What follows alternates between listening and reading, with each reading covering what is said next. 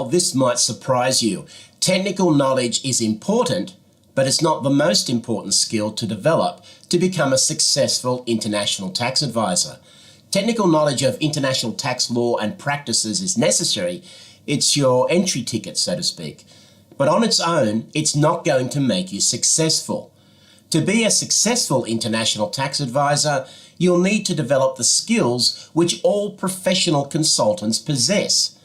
First and foremost, you'll need to be able to explain complex ideas in simple terms. That's a real skill. In fact, it shows whether you really understand the topic.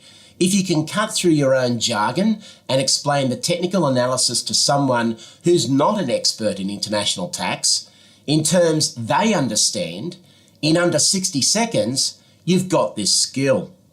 Also, it's not just oral skills. Many tax advisors write advice letters and reports, which are very difficult to understand.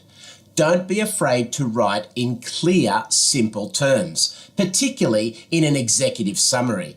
If you need to get very technical to cover your ass, put it in an appendix. Believe me, very few people are going to read it. Secondly, don't sit on the fence. Make sure you have an opinion. That's what the client's paying you for. The client is paying for your opinion, for your advice. Make sure you give it.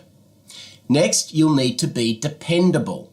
You need to be able to meet deadlines. If you can't meet the deadline, you're not in the race. You need to be able to get the job done on time, even though you have other assignments. As someone once said to me, the client knows that you have other clients, but you should never give that indication to the client. Next, you need good people skills with clients and with your team.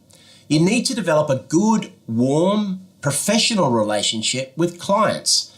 A corporate tax director once said to me, Steve, for 95% of the time, we don't need the best tax advisor in each country.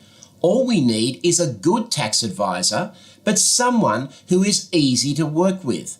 It's that last part, easy to work with, which is the key. Your team is also key. Regardless of how good you are as an international tax advisor, you're not going to be successful unless you have a team which is well-trained, motivated, and keen to serve clients. If you have poor people skills, you're not going to be successful. You need to be a good public speaker. You need to be interesting. You need to be informative. You need to have a point of view and opinion. You need to engage with the audience. You need to be entertaining. You need to be all of those things. And the sooner you develop those skills through practice, the better. You need to develop a good international network of tax advisors in a range of countries. If you work with a major accounting or law firm, your network will presumably work in foreign offices of that firm. If you work in a smaller firm, your network will consist of advisors from numerous firms. But in both cases, you need to have a strong personal relationship developed over many years with the members of your network. It's important that there's mutual trust between the members of the network and that you can ask favors of other members. For example, assume you need to find an answer to a tax problem in another country ASAP. Will the members of your network reprioritize their work to meet your deadline? If you don't have a strong personal relationship with them, they won't, regardless of the fact that you and your network members might work for the same firm. Organizational power only goes so far. You need to maintain your professional independence. Never ever criticize a fellow professional advisor. And learn to say no. If something doesn't work, then say so. However, I would say this. There are often two ways to present a problem to a client. One way is to say, well, here is the problem, and then sit there like a dummy.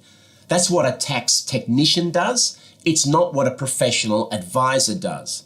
Instead, the professional advisor might say, well, there's an issue here, but if we go through these particular procedures, the issue will be addressed.